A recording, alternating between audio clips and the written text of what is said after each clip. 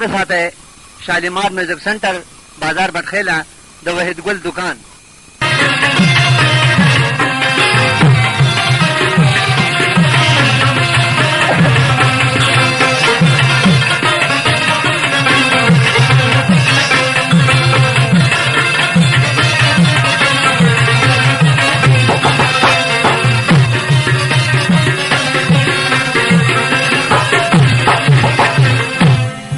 ګران اورېدونکو پرمیش دی د بلوز غږی او دویم نمبر ربابي سرمست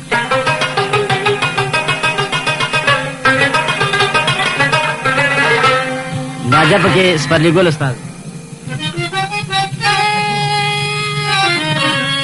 او دویم باجا مار پکې فقیر استاد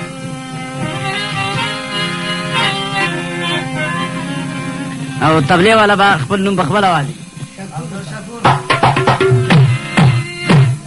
आवाज د وحید ګل استاد دنه بدل وای پرمیش دی بس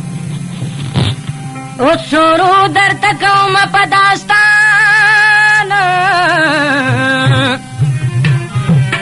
ہندوستان کے ادرے کسا فقیران دے دو رزی گرزی دلو پا بادار رات لشپیلا بیو سے لپو قرار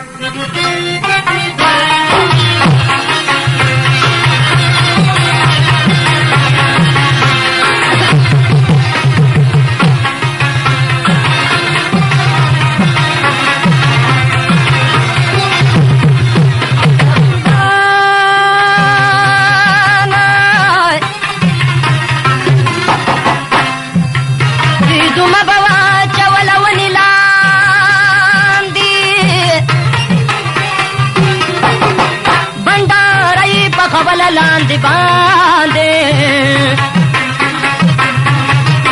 نو یو شپه داسې راجمع شو درې واړه او یو ملنګ پکې ویل په هسکه غاړه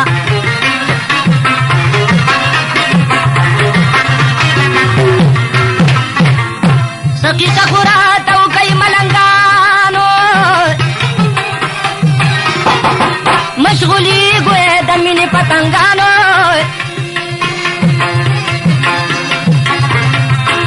مصلحتي خدا چوار پوار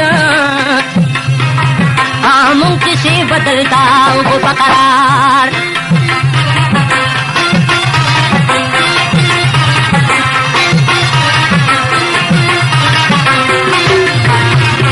یا قربان لومبه وار شلو د کشر ملنګرو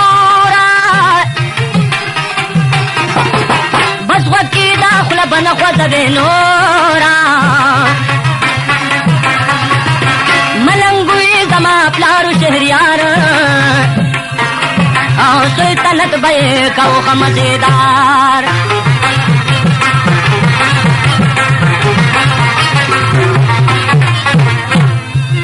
بادشاہی دا انصاف دا عدالتی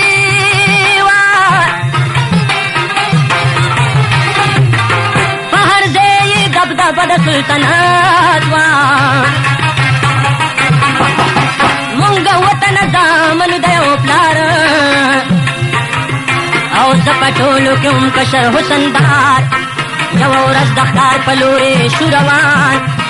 سورا جم منګورونه شادات ګان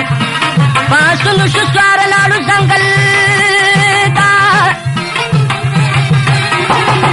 ګرځي دلو کله هل تکل دلتا کار موکړو راغلا شپه په بیابان کې اواز په ګل مخوار کړ په میدان کې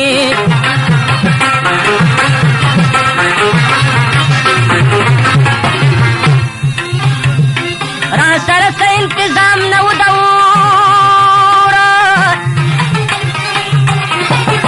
چې دا غوښې کړو پخې شکرې کورا په یو ځای کې رڼا راغله په نظر پرنا پسې مونږ لاړو برابر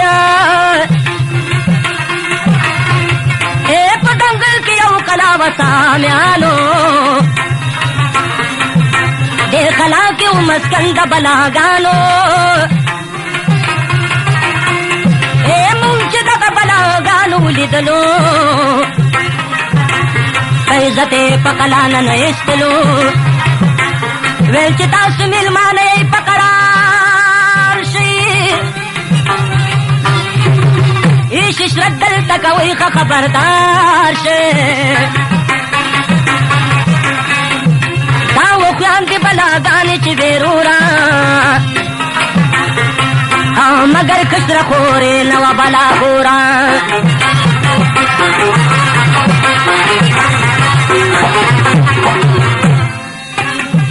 شو تقسیم په بیلو بیلو بلاګانو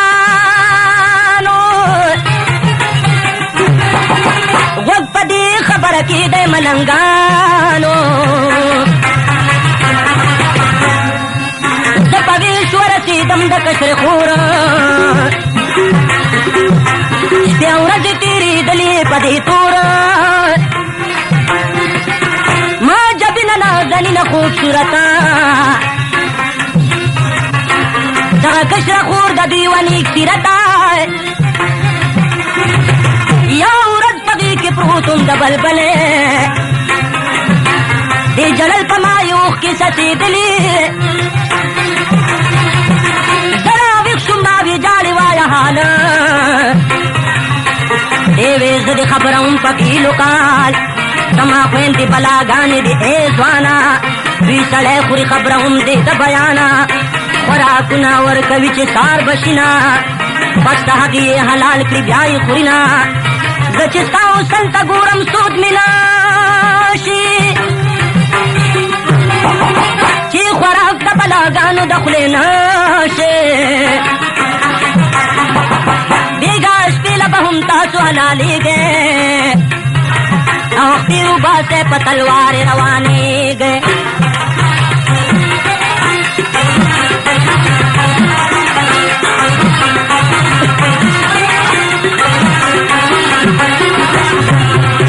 یا قربان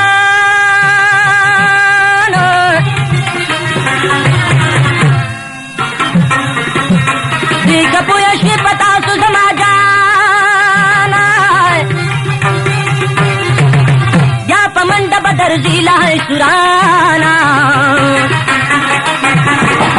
دوی به ډېر د تاسو کړي تپوسونه وای به تاسو ته به چا ویل حالونه ګوره ما چې ورته یاد نه کړئ ځوانه ګینې دوی به بیا هم دا وکاندي جانانه ما ویل تا به زه ولې یادومه ستا نیکي به همیشه یاده لرمه راغلرونه مې خبر کړه د دې کاره پاسونو شو سواره لاړو په لاره بلاګانې چې په حال باندې خبر شوې او هغه دم راپسې دوی په منډو سر شوې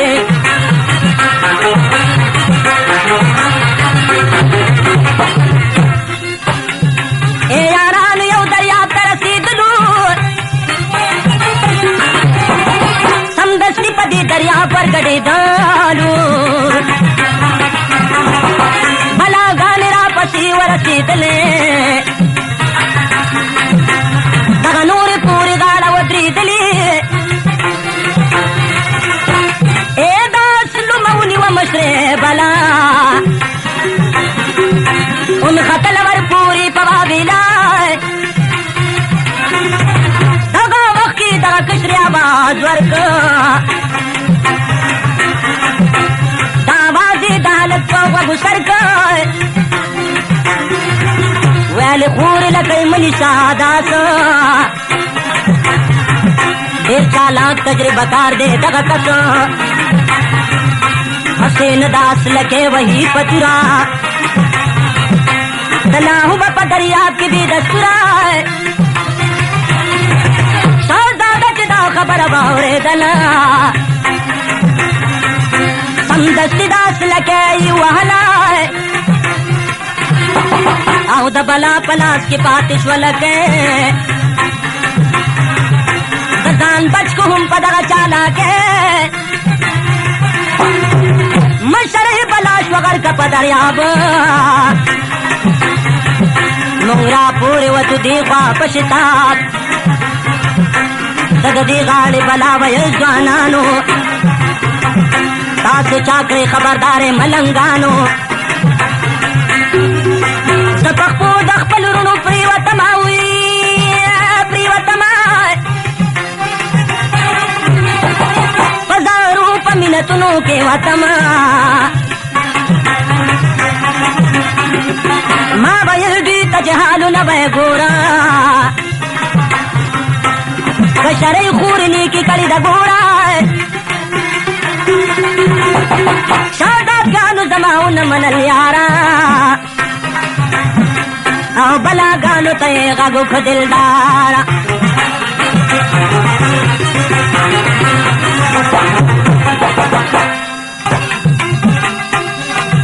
دوی ویل موږ ستاسو کشرې خور خبر کو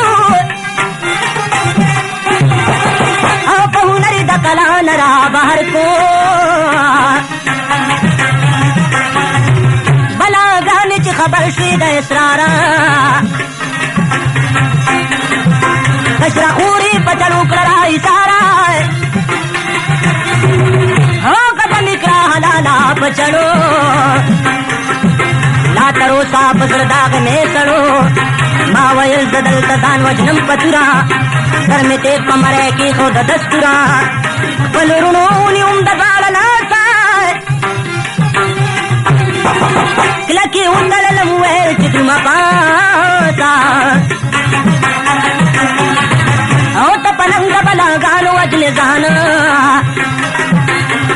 او لیونی شوې پاسه ځو په دا زمان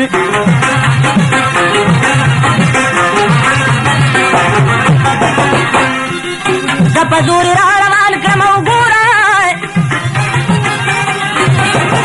هغه ښځه هلته مړه پاتې شوه ګوره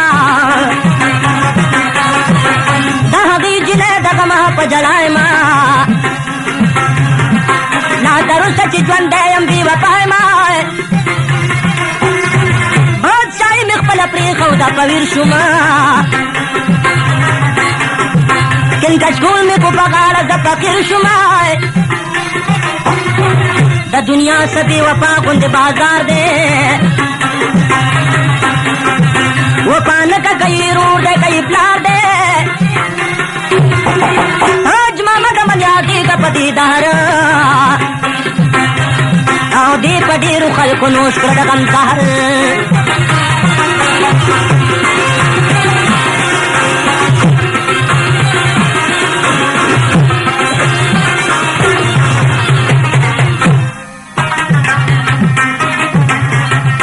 محمد وایي قصه خلاصه که ملنګ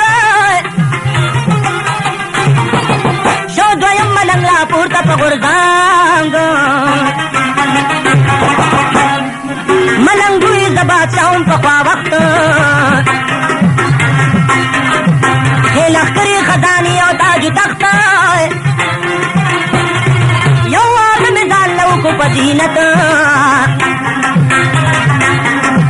غږېده مې په ښارونو کې نوبت د بیبي سره مې ډېر زیات محبت په جبین به یې د تورو زلفو قطور یوه ورځ ځوانه ناست وم په پالنګ په سترګو ته مې نظر شو هغه درنګ په برګو پورې توکاڼې نښتې پاسه را پیدا زما په زړه کې شوې سوال ما بیبي ته وویل چې چېرته لاړې په سترګو ته رسوه اوس په ولاړې زه به ملاستې ما ولاړې به توکمه دې برګو ته به یې پاس ور رسومه شرکتاو گاٹ در بکرم روپے کما وګاټه نو را بکري چپې اوس په دې باندې کوم امتحان او په خندا په مسخرو کوم بیان ملنګ بیا مخکې شروع ده فرمایشي بس کنه زرین دکان نمبر بیګم ټوکړلې لاړې نو واپس شوې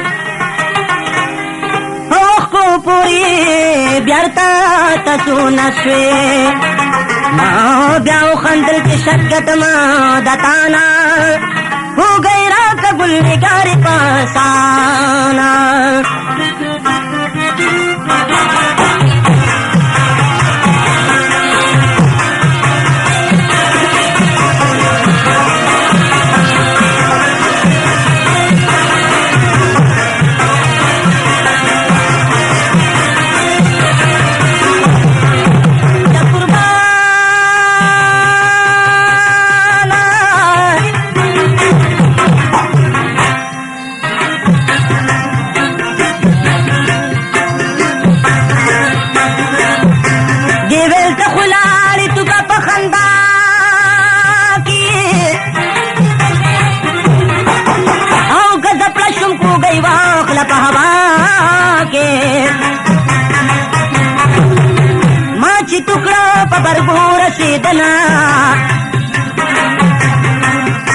او پزړه کې مې ډېر غم را پیدا شنا چې بیبي جوړې نیولې ځان له یار دی بل څوک شکري زما کور کې سیګار دی بهر لاړم په خپل باغ کې سملاستما د یو بوټي لاندې غلی پرېوتمه چې غرمه شوه یو ملنګ راغی په لاره دې دې باغ کې کېناسته د مې دپاره او زه یې نه وما لیدلی په نظر ما کاته ورته دورایه برابره ملنګ درګو ډېر راواغستو فلحاله یو کدی تر راوکو او رقال سره لري د کډکړو په هنر د کدنای یو ګل کرا بهر په دې ګل باندې ولوستو منتر بیا خجینې سمجیدار سپین د شر بیا دواړو خوله ډوډۍ سوري د لاندې ډېر ساعت مشغولېدلو واوره وړاندې ټوکې وشتې وکړلې ډېر ساعت په یو بلې و بېشانه محبت ملنګ ستړی و اوده شلو په خواب نجلۍ بیخه ناسته وه جبین ګلاب دې جلۍ ستن را بهر کړه د ګرېوان دم یې چوپ کړه ترېنه جوړ شو ښکلی ځوان دغه ځوان او ښځې ولاګاو ګپ ډېر په پرده کې شو خبر نه زمه چپ ډېر وخت چې راغی د ملنګ د ویښېدلو ځوان یې ستن کړه په ګرېوان یې وټومبالو چې ملنګ شرا بیدار جینۍ ګل کړه په کدو کې سنباله پخه چل کړه بیا کدو یې کو په ګوړي کې سنباله او لال روان شوما چې ولید دا حال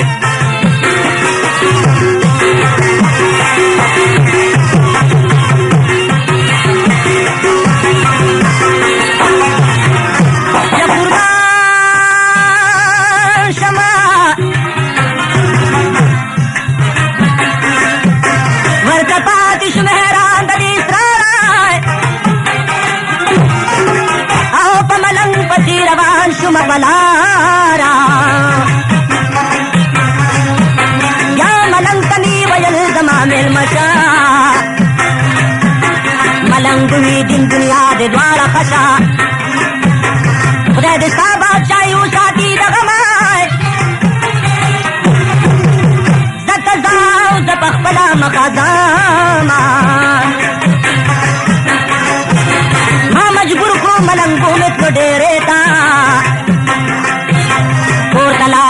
چرخو کې کیسې تا بیا مې ښځې تا ویل چې پنځه کسه میلمانه دي بېګا شپېله د هوسه په غشانې برابر کړه انتظام غرض دا دی چې وخت رالو د ماښام د پنځو کسو توام شلو تیاره چې ماښام شو را روان شو په تلوار ما ملنګ کړو دننه په خپل کوره چې مې ښځې وکاته جوړ که شور دې په کار ماته ویل چې یو میلمه دی او په ګډ کې در سره ناست په سیلمه دی تا په ما کړه د پنځو انتظام ما ویل ملنګه کوه وړه کلام او په کدو کې در سره چې زنانه ده را بهر کړه ګناهګاره دومره نه ده چې هغه هم قدرې وخوري څه دوام ملنګ پاتې شه حیران په دې کلام ملنګ ویل بادشاه څه کوي خبرې تا خبرې دي دا کړه لرې لارې په کدو کې ښځې څه کوي سلطانه ما وینا زه نه منمه ګوره ځوانه ملنګ ډېر راته ویل چې ښځه کوم ده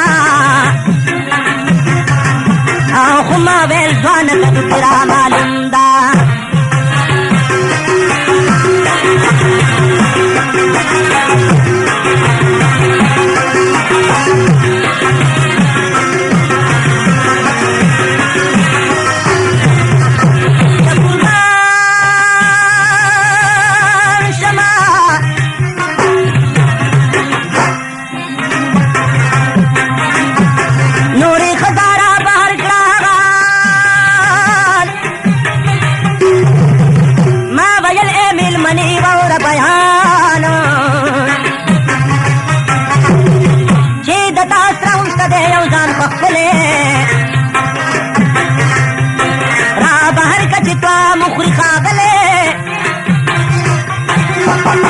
خزی ہوئی اخیدا سوائیدا ماوے اس بادر نصر اکرم جدا اے خزی ہم دا مجبوری لدا گریوانا سن بہر کا بیا سلائی کلو جوانا جامی ہوئے لخپل خزتا جراشا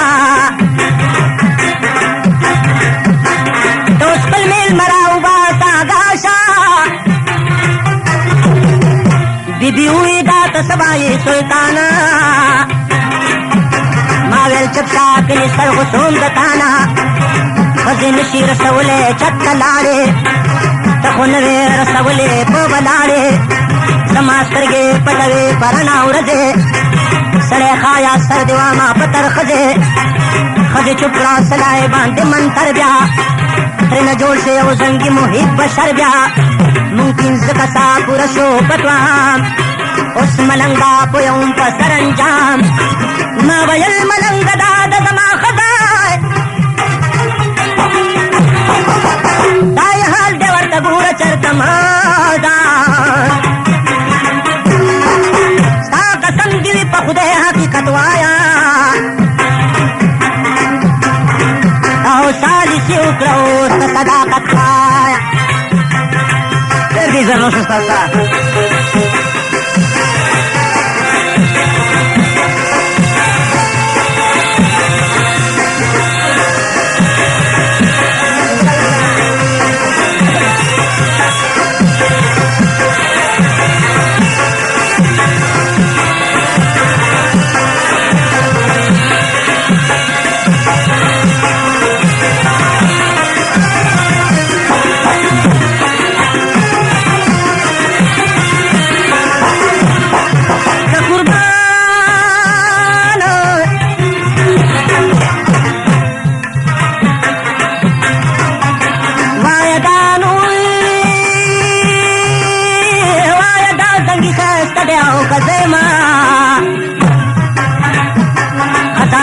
لخر لرم ددن خیمه ګوره دی چې دی خوښ کړی تور زنګي تور بشري دی په شان د لوګي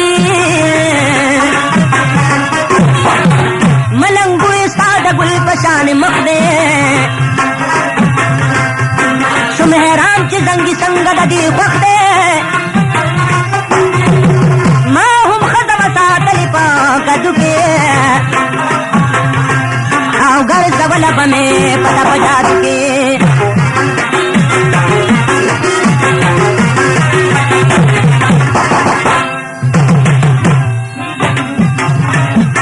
خو د دې جادو زما په جادو بر دی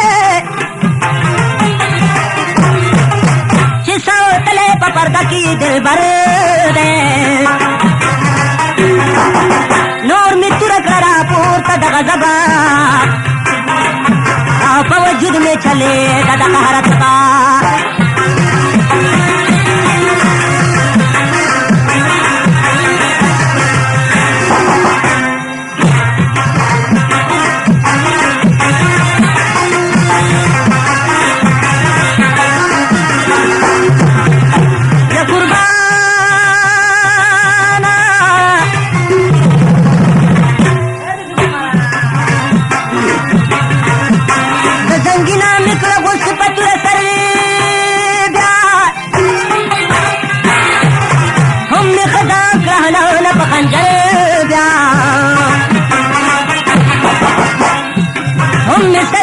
د ښځې د ملنګ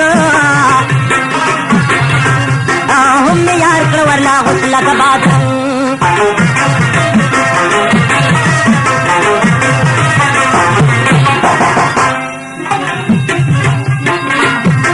ما خو ځان له ناقراره زړه قرار کړ خو ملنګ مې هم د ښځې نه وزګار کړ بادشاهي مې خپله پرېښود د ملنګ شومه اوس که تاسو سره ګرځم څنګ په څنګ شومه کوم سړی دی چې به خلاص شي د ستمه کوم سړی دی چې به خلاص شي د ستمه دا دنیا واړه شته ډکه د غامه د دنیا په مخ چې دي ټول جفاګر دی بے وفا دی کئے خزی دی کنر دی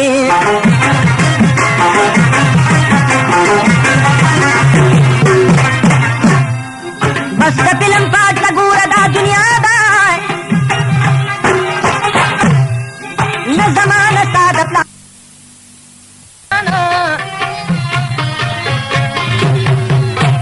زدویم ملنگ کسا شل تماما تاج محمد سولا ترنجاما دا دویم ملنگ مومندا شخاموش او شرا پورت دا دریم ملنگ پجوش दुकान पता याद साथे शालीमार म्यूजिक सेंटर बाजार बटखेला द वहीद गुल दुकान ملنگ مومندا شخاموش او شرا پورت دا دریم ملنگ پجوش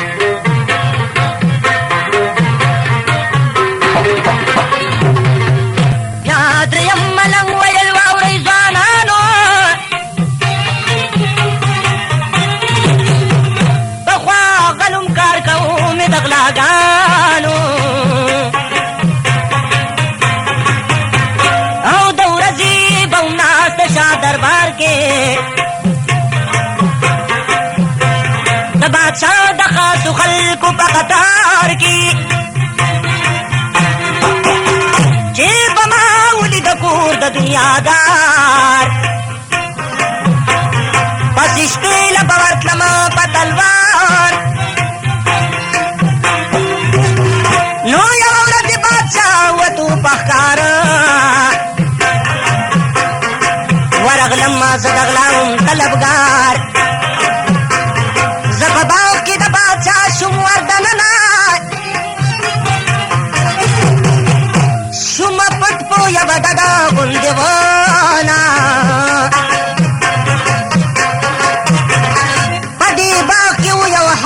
لمبلو او دغه حوض د بادشاه د خاص بلبلو د بادشاه بیبي لمبلو لراغلې ورسره وي پوره سلسلې ښکلې او چې جامې یې ویستلې زما رورا دا 50 کې جنکۍ اوس راشه ګوره دا 50 پکې صاحبه هلکانو پجاما د زنانو حرامیانو څه چې کړه هغه یې وکړو ډېر ساته بیا یې واغوستې جامې شلو رخصاتو اوس د حیران په دغه کار شوم د مکارو او غلا هم پاتې شوه زما نه ایماندارو ښه نه عایشه درمل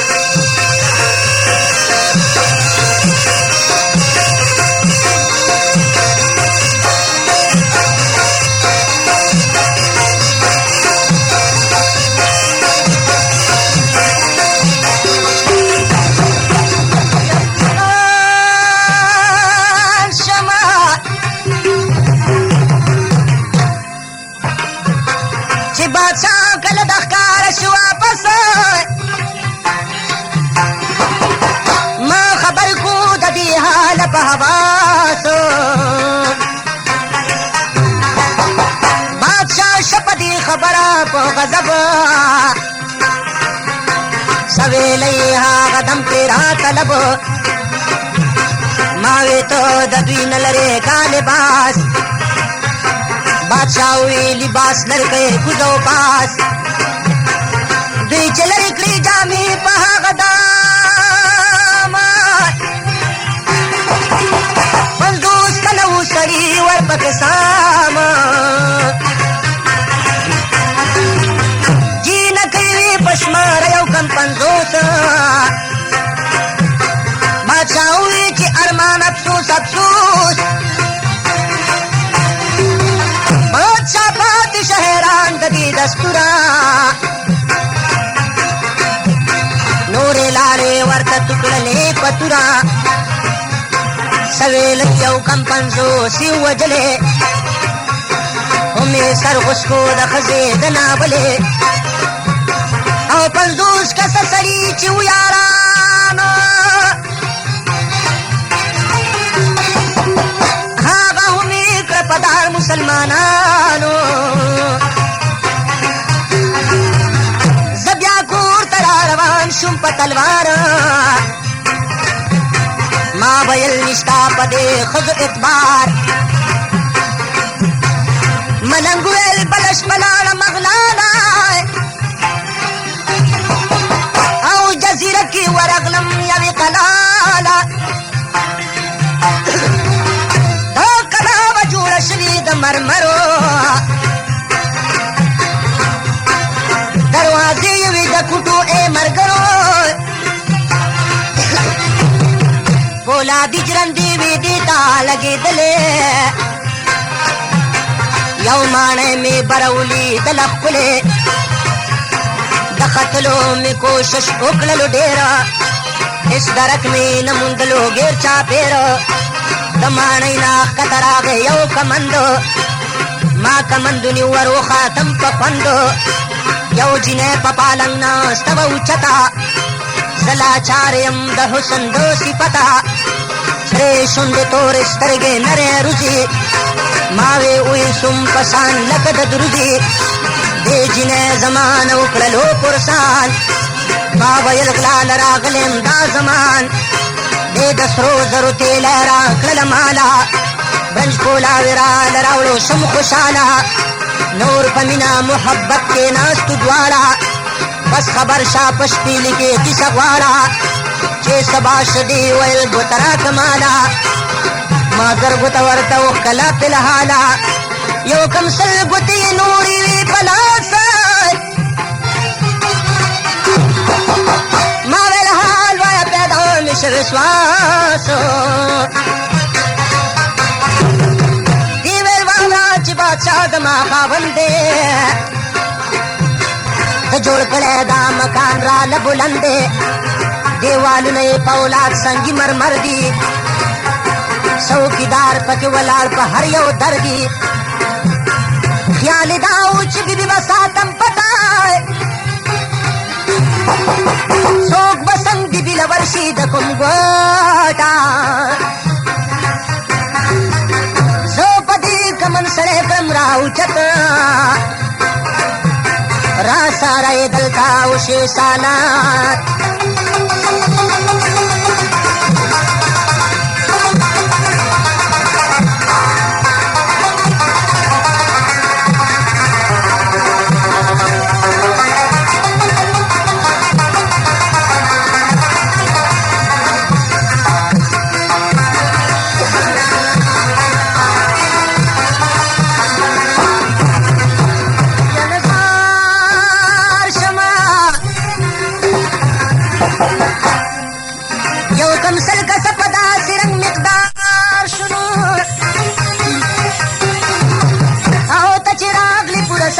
پشمار شو او زه د دې ښځې کارونو ته حیران شوم رتېلی مې د څو ګزاره روان شوم ما ویل ښځې دي عجب کمکله بوټې ما ته وي چې د خاوند د غیرت ټوټې سلبت په ښځو تل وایي محمد دی او دې سرو چې ځان غوښتلی دی د خونده او چې لباس ډول سینګار د زنانه کا کوم سړی به په د غږ د نارینه کای او ملنګ وي یوه شپه لاړم غلاله په طرف د قبرستان ورغلم لالای او یوه ښځه ناسته وه د قبر خوا کې ورته پټ شوم کېناستمه په سودا کې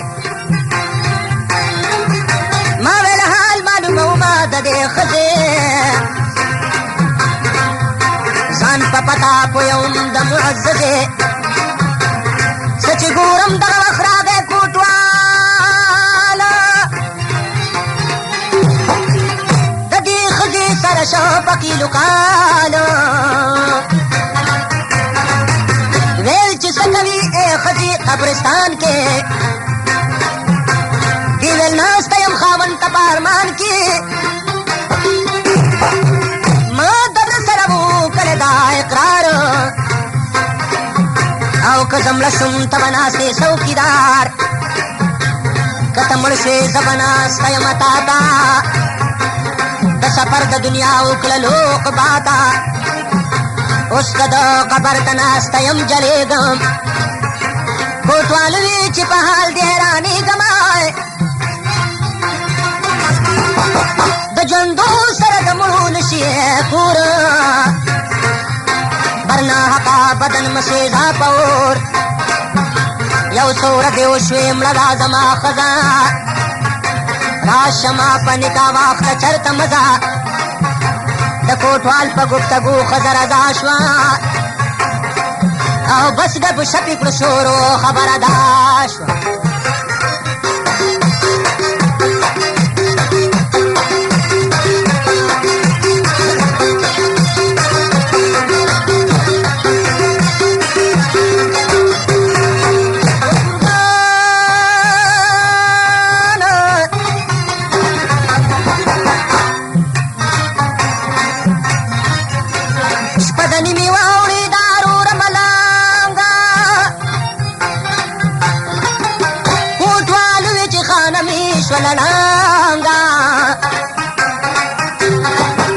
او زه د تا سره په لوبو واورېدمه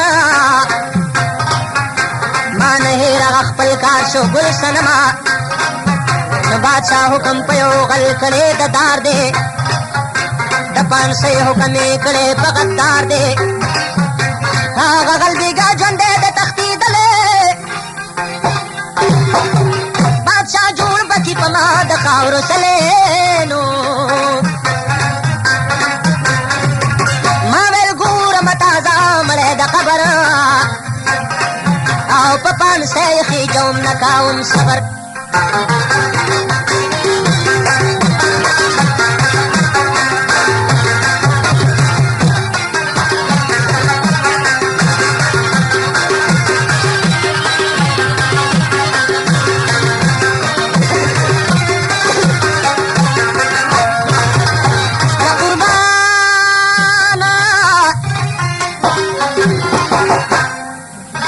بادشاہ د بدنامۍ نه به شم خلاص ښځې وویل شاه به وسو که اخلاص سمدستي دغه مړی را بهر که او په کوټوال په دې سړي باندې نظر کو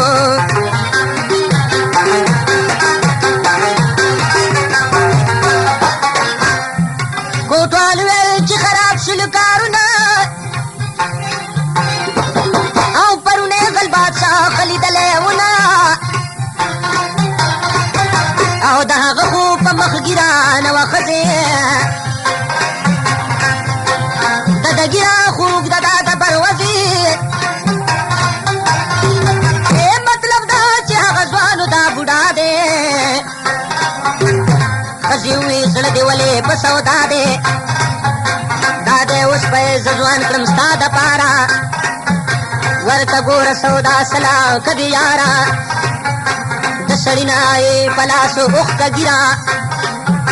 ویل چې ځوان شو ورته ګوره د تدبیره ورته ګوره څنګه هغه و داسې دا دی دته کوم سړی به وایې چې بوډا دی کوټوال زر مړی په شا کړو شو روان ما د رستو پې آوازو کو شادان کوټوال مړی کړو د شانه را ګزار غاړه وتښتېد ښار ته په تلوار ما وې زه به ترې سرونه کړم قلم رانه ورک شو دغه دواړه په قدم دوباره مې هغه مړی کړو دفن حق حیران شومه د ښځو په کردن ما ویل نشته دی اعتبار په زنانه او کور ته لاړم د سبا به نشانانو تاج محمد ملنګ خلاص کو دا بیان وی چې بس دی شومه ستړی دا زمان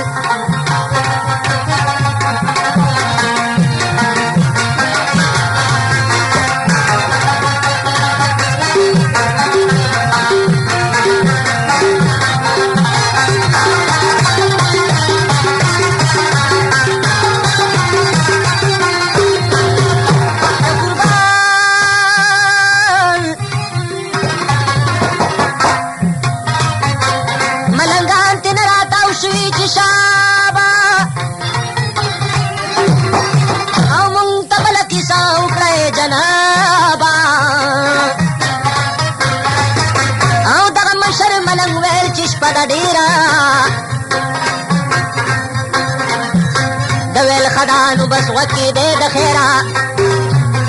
ملنګ وې کې دی غوږ کیسه کومه یو سړی به نه که زه غوږ کیسه کومه یوه ورځ یې کور ته راغلم د بهره او په کوڅه کې مې په غوږ شوه دا خبره څوک سړی دی وایي څه وکړمه ښځې دی ویل زربا خندق کې ننوځې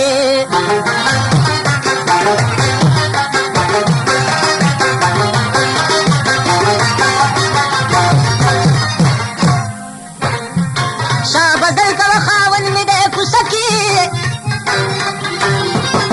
دا دی راغی را روان دی په غوسه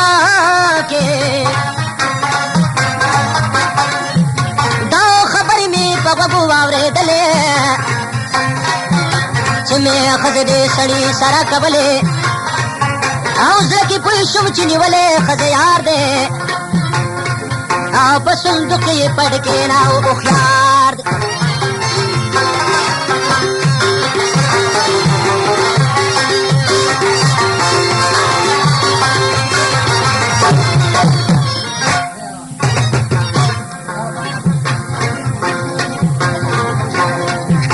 نور مې ښځې ته ویل چې زو په کډای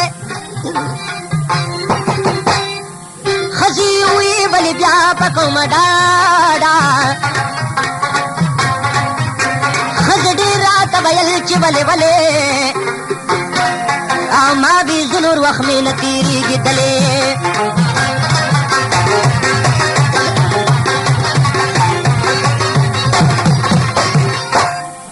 دا صندوق مې بس راواړو په غاړه ووتو مونږ ګوره ښه د خاوند دواړه په یو ځای ورسېدو ستړي ستومانه او د یو کور مخې ته کېناستو جانانه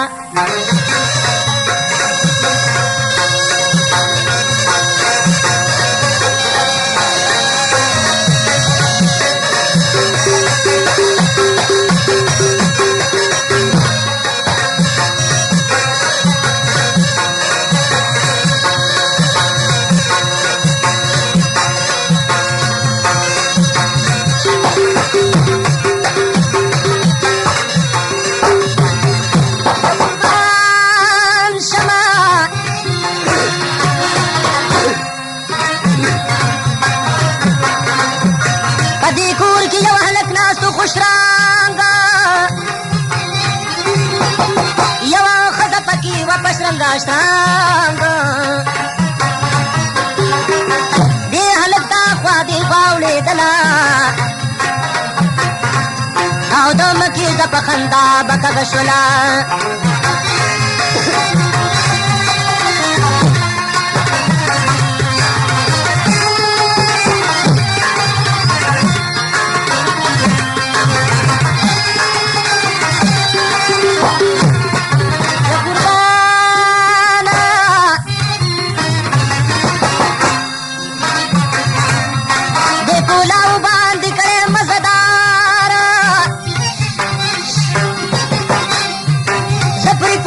چې دا دی د ښځې یارو دې پولاو چې برابر کړو په خشانه او دغه وخت یې خاوند شرایان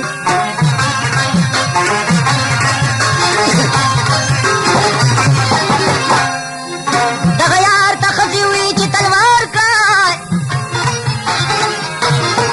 او په دې بوسو کې پټي ځان هوښیار کړی के बेगमा देखो लाओ चरता पर रखो आलमा दो खावन तेरा बेकी नास पाराम याई खजता वयल राउलतवाम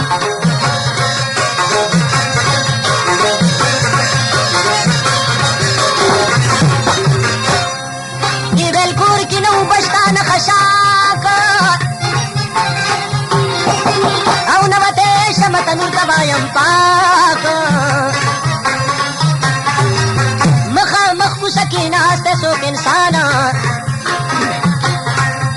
ما وې دم ساتلا دی بشي روان زه حیا کوم وتې نشم باره پام نه دی خود په دې وجه تیار دې سړي فورن چوکه کړه را په لاس او خارېدلی مالا راغی په اخلاص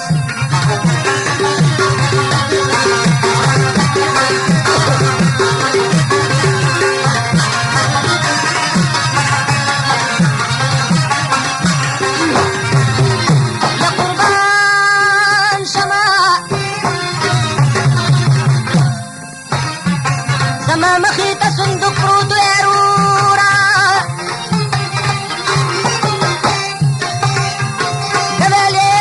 دومره خو ګوره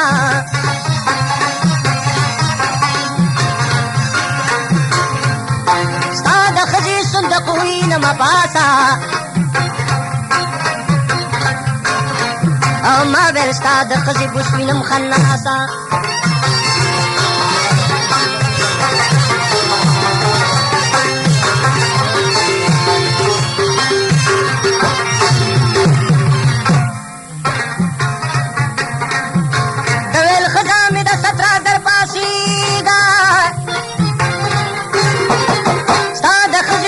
وینم ودرېږه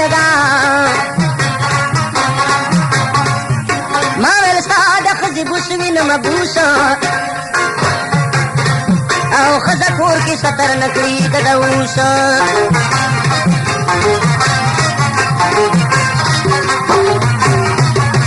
سړی پاتې شهران په دې خبره چې زه یاد کړم صندوق به د ناوره ته بیا بوس سرنګې ماته یادوې او زر پاسه ګینې خپل ځان بربادوې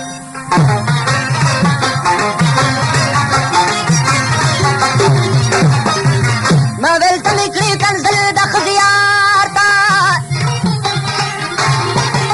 دې صندوق کې چې دی پروت ورته ګفتار ته ستا د ښځې یار په بوسو کې دی پټ او ګینې ورشه کړه اوچت د بوسو ګوت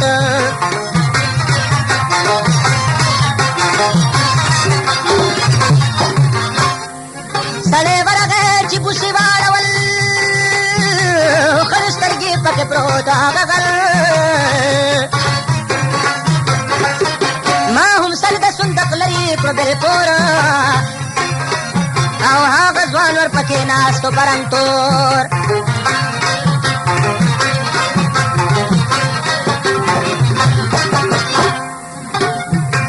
د سړي د ښځې یار همي د ښځې سر د دواړو نه یې غوسته په هغه ورځې داسې ما هم د دې ښځې هم د یار او سر په توره کړو قلم واوره هوښیار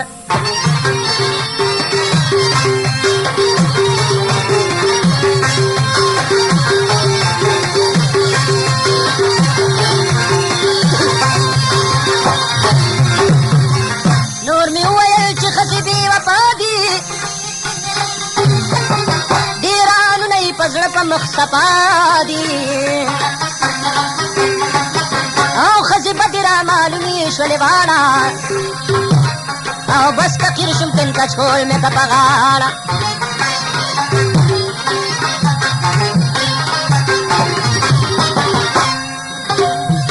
د دنیا کوم سیلونه سیلانی ما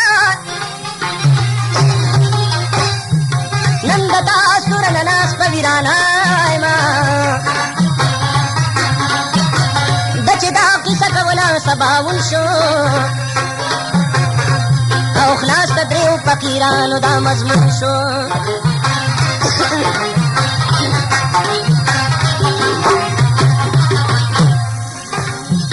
که هر څومره شاعران او کیسه جات دي د هر یو شاعر قصه کې تاثرات دي بیان ختم تاج محمد مومن مې نوم دی او څه پټ نه دی ټولو خلکو ته معلوم دی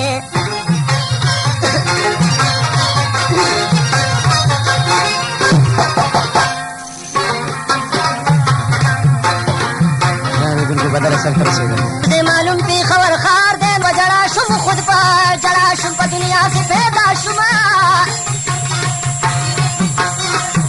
دای د مینې راله راغه دغمه په تیغې راله نوم پرې کړی وونه دغه مورني کې بسته کړم دغم رانجې راله پورې کړل په مینه د عشق خبرې مې شروع کړې سنټر بازار بدخیله د وحید ګل دکان د عاشقۍ په مدرسه کې داخل کړمه ملا وی قد یار الف دی نو مخې کتاب زلفې حروف نقطې خالونه او روزې یې خال پکې بې شو ورپسې ما قلم د دال په شان شمه د عشق په علم کې چې پات شي ځکه د ډېرو عاشقانو استاد شومه سورت یاسین راته شروع کوي نو د تورو زلفو منګرونو ښکلی یم